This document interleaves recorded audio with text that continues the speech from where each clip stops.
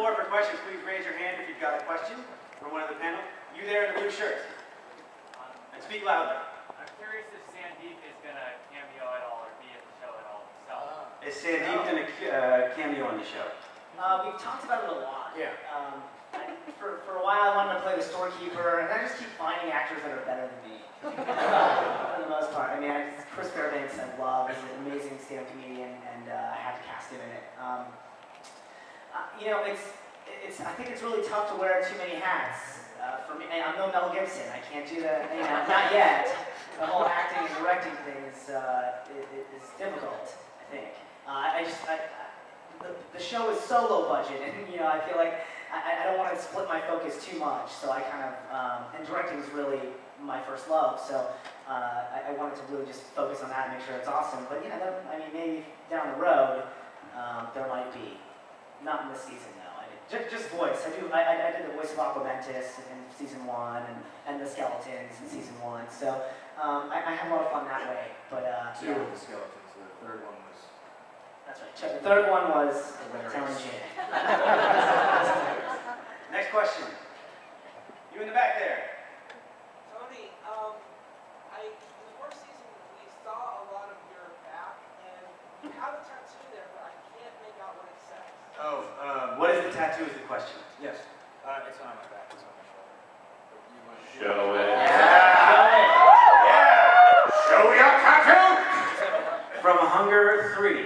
Yeah, the story is my grandpa Joe in World War II was stationed in Africa, and they had a Jeep. It was such a piece of shit, they called it From Hunger.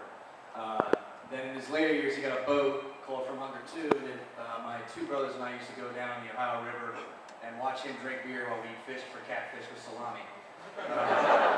So after he passed away, I got it From Hunger 3, which is me and my two brothers in the third one. So.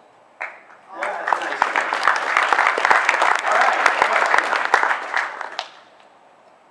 You right there. So I read somewhere that your original script was just like, it was actually Link being a dick. So how did it evolve from that into actually being Neil? Okay, so she asked, in the original script, the very first draft, it was actually not Neil getting sucked into the game, it was Link. It was just Link being kind of an ass.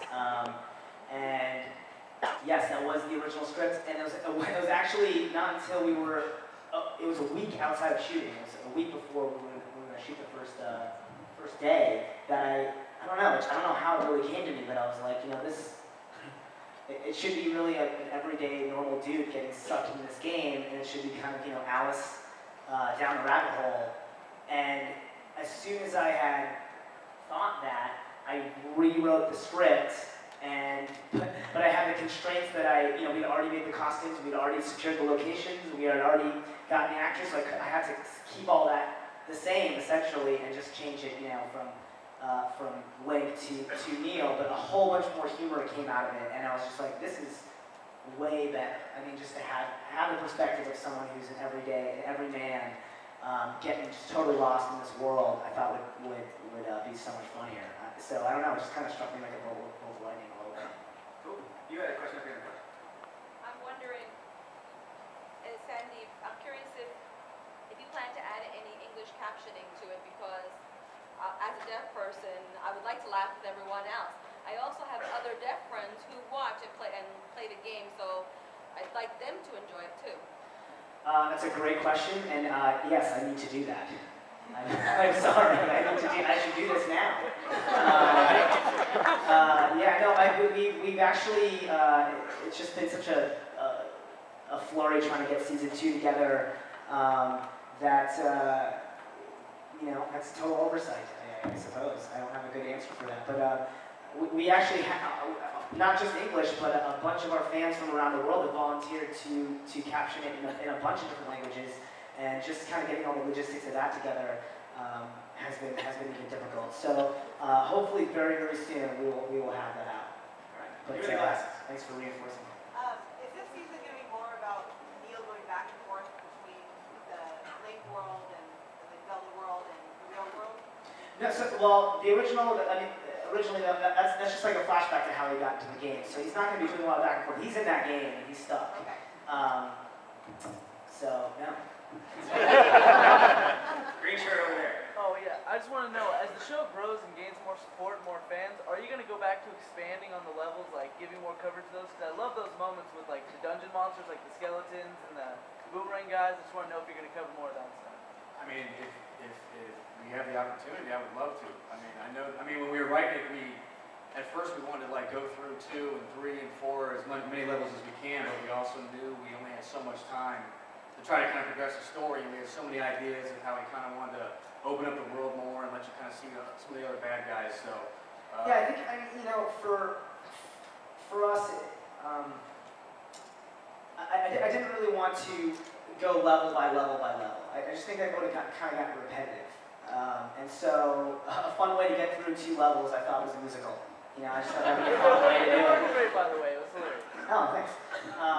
So, you know, we'll definitely see more monsters and characters, but really, every good show, I think, is about relationships amongst the characters, and I think we've established these great characters, and I want to explore their relationships, and then also bring in new guys.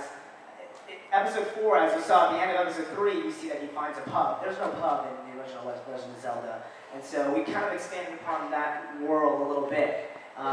We definitely took some liberties, and we're not going to go, like, you know, he's not going to find every last item that he's supposed to find in the game.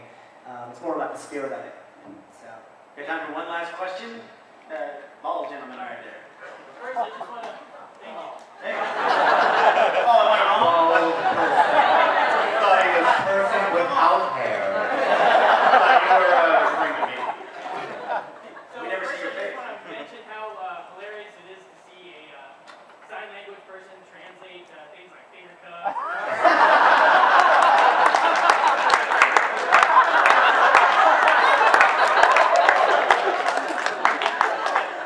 Second of all, I love the show so much, but I just have to ask Sandy, how hard is it to keep a crew like this on task? Because, I mean, I just imagine it's got to be so fun, but you probably have a hard time occasionally. They're consummate professionals. They really are. When they're not hammered. When they are hammered, Scott, you were talking most of the shit. About 90%. Yeah. No, honestly, it is a ton of fun, but these guys are, they really work extremely hard, and they show up on time, and they do their job, and they kick butt at it. I mean, we always shoot what's in the script, and make sure we get that down, and then, except for Mike Rose, who never is on script, because he's too damn funny. Yeah, we shouldn't even write old man sometimes. Yeah, right. Just like, let Mike, we give him just an outline of what the other characters are saying, and then you just fill in.